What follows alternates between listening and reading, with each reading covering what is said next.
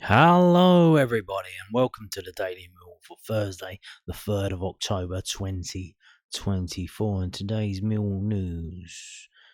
We are going to start with this from the southwarknews.co.uk. Mill head coach urges patience over development of young striker.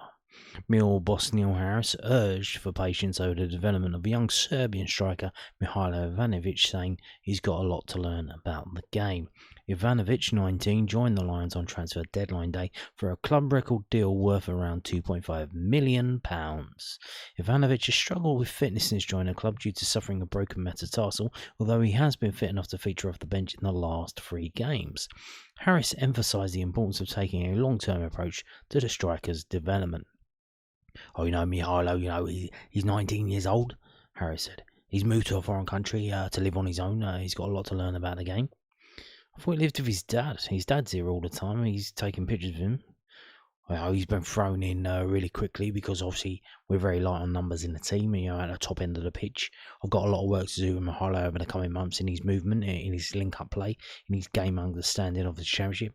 He's played at a very different level in Serbia. The level is nowhere near the championship, and we need to get him up to speed quickly. It's the same for Dan Kelly and for Alfie and for Femi, who's come back into the championship from League One. It's a completely different level. It's such a big jump for them from those levels to come back and play for our football club, and we just need to be patient with those guys. Ivanovic was productive in the Serbian Superliga, scoring 9 goals in 17 starts as an 18-year-old. He's yet to find the back of the net for Millwall, but Harris has praised his progress since his arrival. No, he's hardly played. How many minutes he's played? He probably hasn't even played 90 minutes yet. He's come off the bench, and then all of his bench appearances surely don't add up to 90 minutes. I mean, come on, give the guy a break. Fitness-wise, he's getting better all the time. Every training session he improves and he adjusts to the tempo. So there you go. Yeah, give him a chance. He's got to play some minutes if he wants to get going. And we have the same thing. I've just realised from the South London Press, and it's the exact same thing. So we're going to skip over that. I thought it was something different. We're going to move on to this. It was a big day today in terms of Neil Harris is doing his press conference. So we've got a lot from Neil Harris today. So if you're a big fan of Neil Harris, here we go. You're going to love this video today. So Millwall boss on settled nature of his team lineups amidst limited options have been partly a factor. This is from the londonnewsonline.co.uk, which is the South London Press's online portal. Millwall boss Neil Harris has talked about the reasons behind his settled team selections ahead of Saturday's match at West Bromwich Albion. The Lions head into an international break after the trip to the Hawthorns. Lucas Jensen, Jake Cooper, Joe Bryan, George Honeyman, George Saville, Ryan Leonard, Casper Denor, Romain Esse, Duncan Watmore have all started every championship match for Millwall. The question is whether top scorer Watmore can go off again off the back of a hectic schedule, although Harris was able to take the former Borough and Sunderland attacker off early in Saturday's comfortable 3-1 victory over Preston North End. Mill will have a host of players out injured, including frontman Tom Bradshaw and Josh Coburn, as well as midfielder Billy Mitchell and club captain Sean Hutchinson. There aren't many viable options in certain areas of the pitch going to West Brom. You have to make sure you have leadership and experience within the group as well, and know-how, because it can be an intimidating venue, the Mill head coach told the South London Press. It's good football theatre, the Hawthorns. I have to make sure we have the right balance between experience and then energy in the team. I picked up pretty much an experienced team over the first 8 games of the season. 2 reasons. 1, the players have played extremely well individually and collectively, and secondly, limited options and changes we feel can affect the game from the start. Yes, of course, I have to look at a 3-game week off the back of an initial 9-game period from the start of the season. Think about a fresh leg, fresh energy, impetus, and desire to want to perform. But then also keeping the core group that has played so well in the first 7.5 games, certainly. So it sounds like there may be some changes, but there can't be too many changes because we don't have the quality to bring in. But maybe this man will play, because obviously I think he wasn't allowed to play in the Cardiff game because he's on loan from Cardiff. If you don't know what I'm talking about, that is Ryan Wintle. So maybe he may come on for George Saville or Casper Denor. Who knows? Who knows? We'll wait and see. Maybe that's one change that can be made, because we're going to read right now that Neil Harris is a big fan of Ryan Wintle. So here we go again from the LondonNewsOnline.co.uk. Mill was surprised by Cardiff City's loanees' summer availability and praises substitute impact so far. Neil Harris admitted he was surprised that Cardiff City made Ryan Wintle available for loan in the summer, and has praised the 27-year-old's impact off the bench for Mill in the opening weeks of the season. Wintle arrived on loan from the Bluebirds during the summer, but has been limited to just 28 minutes on the pitch so far.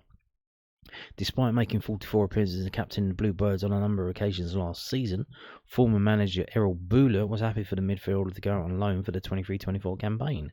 Asked if he was surprised about Wintle's availability, Harris said, "Oh yes, I was, but that's football, isn't it? You can't always have a settled squad.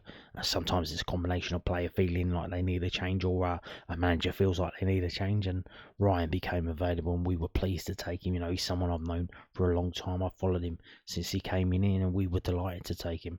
His opportunity to be in a starting 11 hasn't happened yet because we played so well, but when he's come on, he's had an impact. He's been very good for us. He's been excellent in training."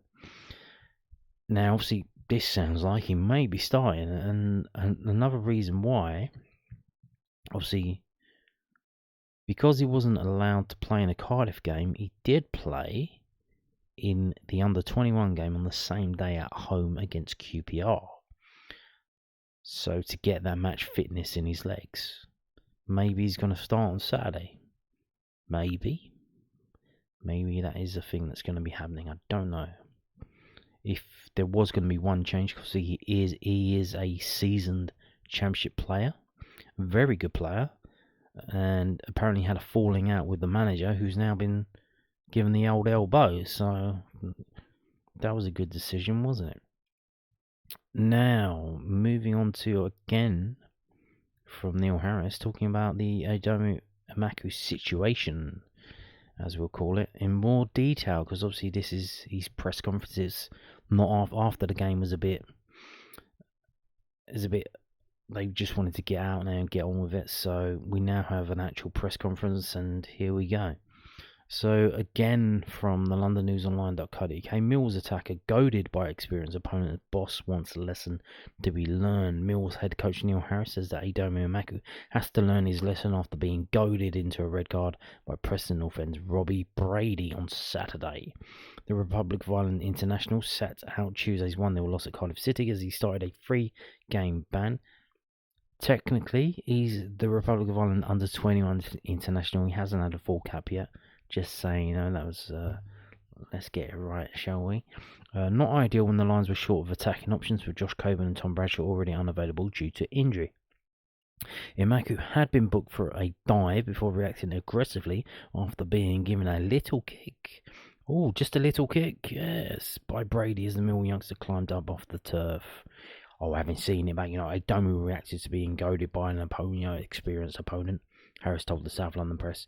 Aidomo's been slightly naive with his reaction. It happens with young players and the emotion of the moment. It's not ideal for us. It's certainly not ideal for Aidomo. But there's nothing we can do about it now. We looked at the case to appeal, and we didn't feel we had any grounds with the decision. What the Preston player does to affect Aidomo's mindset isn't any of my concern, to be honest. Nothing's going to change afterwards. Aidomo has to learn from the moment and make sure it doesn't happen again in his Millwall career and his future career. That's interesting. So it's interesting he added that little last bit on. So his Millwall career and his future career, as in not from away from Millwall, as if that may be an option. Because he's had a bit of opportunities, and it's not really getting any better. We're not seeing the magic from Emakhu that we're seeing from SA. And so that is a shame. Now, again from the South London Press, again from Neil Harris. I told you there's a lot of Neil Harris today. If you hate him, you probably already switched off. A spate. Neil Harris provides injury return updates as Mill head into second international break. So we have the injury update now. Obviously, he talks all about this stuff every Thursday. They used to do it in person at the Den, and now they do it on Zoom. Whatever, Zoom, whatever, I don't know what else they use. Microsoft Teams, some shit like that. Millwall boss Neil Harris is only expecting Adam Mayer to be back in with a chance of being available after the international break to face Derby County. So we're not even talking about for West Brom. The Lions have been without a handful of key players throughout the season, with winger Mayer, 19, suffering hamstring injury during pre-season. Midfielder Billy Mitchell, who was a key player under Harris at the end of last season, has missed the start of the campaign with a quad injury. Loan signing Josh Coburn was ruled out for up to 2 months due to the calf injury picked up in the 1-0 defeat to Luton. Liverpool loanee Callum Scanlon is also facing at least 2 months on the sidelines with a stress fracture in his back, and he's gone back to Liverpool. Tom Brasher has also been missing since the AFL Cup defeat at Leyton Orient with a serious hamstring injury. Mill host Derby County, on October 19th once the international break is over. We're hoping that Adam Mayer is going to be the closest, Harris told the South London Press. Whether he's back for the first week for Derby, Plymouth or Stoke, I'm not sure, but he won't be far behind that. We had to re-evaluate Billy and Adam just because of the amount of time they've missed. Neither of them featured since the end of last season, when we were thinking about having them back after the international break for that 3-game week. Realistically, it's unrealistic with the amount of time needed to get them up to speed. Adam will be first, and then we're looking at a spate of lads coming back, with Tom, Josh, Sean and Billy, and they shouldn't be too far behind, particularly with a few weeks during the international break. Club captain Sean Hutchinson also missed a 1-0 defeat at Cardiff in midweek. Hutch tweaked his hamstring, said Harris. Yeah, it's nothing serious, but with Hutch, even though he didn't play the minutes last week, the change of schedule to come into a 3-game week saw him pick up the injury at the weekend off the back of Saturday. It'll only be a few weeks, but, at the moment, we're slightly light on personnel, and it's not ideal to lose your club captain at this stage. Okay.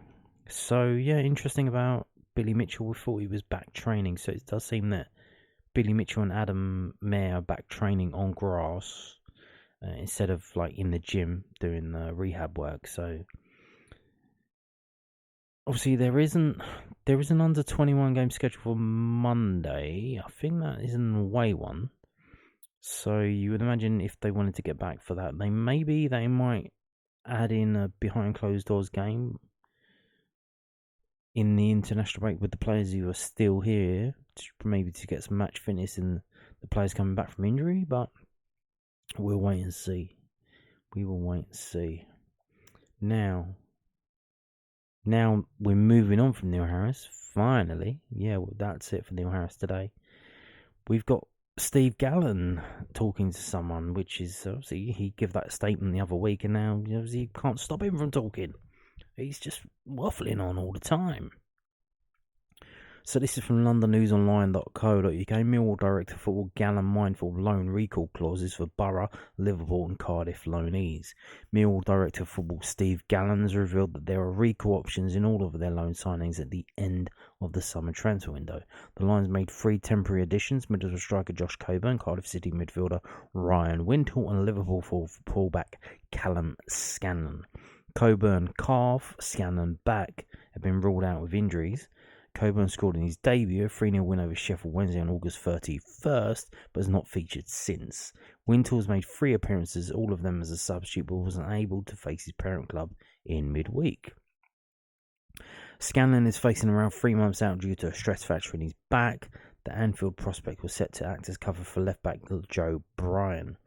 Asked if work had already started on identifying January transfer targets, Gallen recently told Millwall TV, you look at whether there are any gaps in our squad right now, and I think generally, at the end of the window, we pretty much covered everything, in terms of if someone goes down, then is there a replacement? We have to recognise that the 3 loan players we brought in could potentially go back in January, which means we might have to cover that. But also we have got some loans out as well that could potentially come back in and cover us there. On the whole, in terms of the squad balance, I was really pleased with how it all ended. It gives us a few months breathing space where we can focus on the football and the manager can focus on the team and the players. But of course, we are already looking at January where we could potentially improve the team or lose someone back to their parent club. So yeah, there you go. which would be unfortunate. It would be unfortunate, but no surprise at all, really. And then you would imagine that they get loans in to come back in. They would loan other players to cover for them. Talking about players coming back from loan, so I mean, all of our players out on loan are on season-long loan, so then that would be interesting if they recalled them from their loans.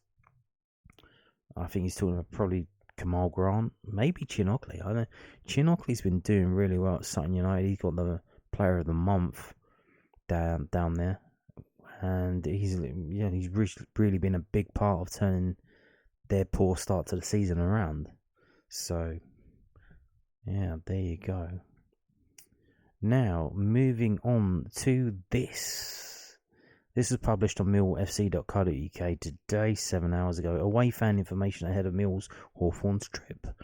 Mill's 24-25 Sky Bet Championship campaign continues on Saturday afternoon as the Lions travel to West Bromwich Albion. Kick-off at, 3 p.m? 3 p.m? On a Saturday? In advance of the trip to the Hawthorns, the Baggies have issued the following information to ensure the visiting supporters' trip goes as smoothly as possible. Train travel. Choo-choo! If travelling via Birmingham New Street Station, please check with National Rail Inquiries for any engineering works with major structure journey. Trams stop outside New Street Station at the Metro Grand Central tram stop in Stevenson Street. These trams stop at the Hawthorns.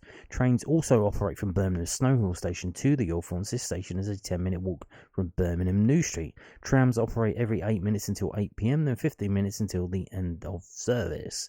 The journey time from Grand Central to the Hawthorns tram stop is 15 minutes. Trams? Fucking trams? Is this the 1950s again? Yeah, so trains. I was thinking of going to this game, the first away game in the season for me, but probably not going to do it.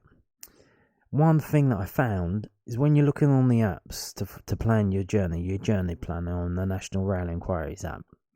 So you type in London, and then you type in Birmingham, and you type in the Hawthorns, and it automatically defaults to telling you to go through Euston. Which is funny because the tickets going from Euston are very fucking expensive. A lot more expensive than the other option, which they never tell you about. And that is London Marylebone. If you type in, but you have to type in London Marylebone and then Birmingham or the Hawthorns. Now, interesting, the trains from London Marylebone go to Birmingham Snow Hill. So if you get on at London Marylebone, we'll only have one change to go to the Hawthorns, and it's literally an hour and 40 minutes or something like that. It's a lot cheaper. It's about 25 quid last time I checked, and that was for one of them. And then it got a bit later. The one that would get you there, like the shortest, just before kickoff, was more expensive. But the one earlier in the day, not too early, but earlier still, was about 25 quid. Yeah, so a little tip, if you ever want to go to the Midlands, type in London Marylebone, because otherwise, I don't know why they do it, whether they've been paid off by fucking, is it Virgin Trains or whatever, to always show people Euston. There's something dodgy going on there, because obviously the tickets from Marylebone are a lot cheaper, and obviously if you're coming from South London, you get on the Bakerloo from Elephant and Castle, you get straight up to London Marylebone, you get off there, it's a lot easier for us. So official parking can be bought via this link, which is hawthornsparking.co.uk, costing £10 per space. This will be situated in the Mercure Hotel. Away fan guide, there's a postcode there for the stadium, I assume. If you're travelling on the M5, please follow the instructions below. Leave at junction 1, and then take the roundabout signposted A41 Birmingham. Join the right-hand lane on the A41 for the west stand. Turn right to Halfords Lane next to Greg's. Can you stop at Greg's? Bit peckish. For the east stand, after the first set of traffic lights, there will be a McDonald's on your left and the Hawthorns on your right. It's interesting. So the local landmarks in terms of knowing where to turn is a Greg's and a McDonald's. by train. If you plan to travel by train, please depart at Hawthorne Station, which can be accessed directly from Birmingham Snow Hill. Trains departing from Birmingham New Street will require visiting supporters to make one change via Birmingham Snow Hill or Smethwick Galton Bridge. Once departing the station, please make your way to the exit where you find signposts for visiting supporters that will guide you on your 5-minute walk to the stadium. At the station, visiting supporters are often met by the local police. All very friendly, direct fans to the stadium. Shalom. There's the train station address. If you need an ATM to... Do they take cash then? I assume they take cash if they're doing that. They're telling you BP Petrol Garage, SO. There's hotels. If you wanted to stay up there, why would you do that? Around the stadium, there are a few away-friendly establishments. Here we go, look. Here we go. There are few away-friendly establishments near the Hawthorns, all of which cater to different needs. Please note that the facilities reserve the right to ask fans to cover their visiting supporters' colours. Well, you're in luck there, because many Millwall fans do not wear shirts to away games. So that's nothing to worry about. Here we go, though. Greggs. Obviously, the Greggs. You got to have the Greggs. The McDonald's that were mentioned previously. Something called the Vine, which I assume is a pub. Now, please note this establishment welcomes home and away fans. So, there's a Starbucks there as well, and a Subway. Joy. On concourse, if you have an allergy or intolerance, please speak to a member of the catering team before you order or purchase any food or drink. If you have visited the Hawthorns before, please inform a member of staff about your requirements, as our menu may have changed since your last visit. Other information, just your normal stuff about running on the pitch. Now, obviously, I've read all this stuff, and I've been a bit jokey with, but isn't it fantastic that an away team, have posted something like this to Millwall and asked them to put it on their website? It's almost like they want us to go there. They want us to turn up. They're showing us some love. So, thank you very much, West Brom. This is very much appreciated, but I still hope we beat you on Saturday. There you go. Now, this turned up, for some reason, on millwallfc.co.uk today. Millwall team up with a quartet of official resellers for 24-25. So Millwall Football Club is pleased to confirm 4 official resellers for the 24-25 season, alongside official match break partners since the 22-23 season Champions Travel. They provide flexible and bespoke packages for tickets to events, primarily for sports and concerts all over the world. So as we've seen with the tourists and stuff about, bringing in German, Dutch, Danish, etc., coming to Millwall in groups or in packs of people. And part of that has been by getting them into sports tourism, because people come to London, they come for the week, they want to, let's go to a football game. And then they're looking at, what about Arsenal? No, what about Chelsea? Oh, no tickets, too expensive. Tottenham, Fulham. Do we really want to go Fulham? How about we go Millwall? So yeah, that's been happening. So they've just expanded it to these other ones as well now. So how'd you say that? XS2 event. Okay, Travel Connection, Bow Sport Travel, and P1 Travel. Supporters travelling from overseas who are interested in visiting the den can benefit from purchasing via the companies listed. For more information, please click on the websites below. There you go. Now this has got a thing on it. What's that? Oh yeah, that's Champions Travel. They were doing it. Go Sport Travel. Yeah. So I imagine these. So obviously, I'd imagine these do packages and things. Much like a travel agency used to do, where they'll just sort it out so you can come to the game. Now, moving on to some international stuff. Obviously, we've got the international break coming up after this game on Saturday, and we now have the players starting to get called up as the squads are announced. We have this from bbc.co.uk with the Northern Ireland squad. They've got a double header. They are playing. If we scroll down, do we know who we're playing? No, but George Saville of Millwall is in the squad, of course. One of the more senior players in the team. Who are they playing? Belarus and Bulgaria. Cool. They're going to tell us if it's home or away. So O'Neill's side face Belarus in what? They're facing Belarus in Hungary. Why is that?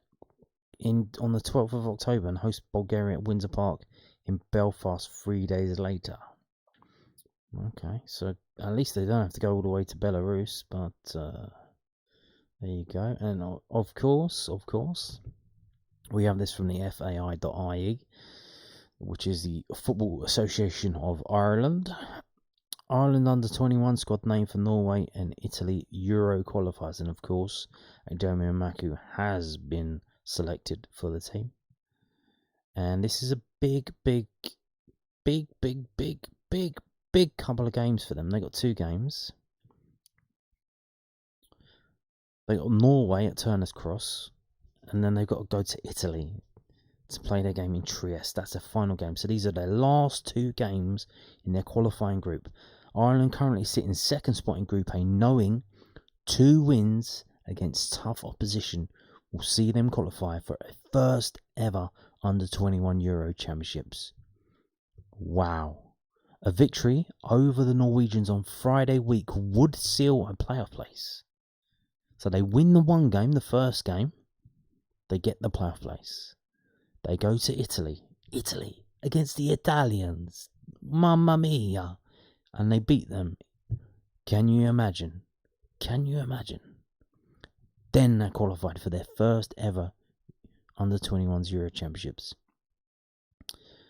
And yeah, so the squad, there's a squad there. A lot of decent players in that squad.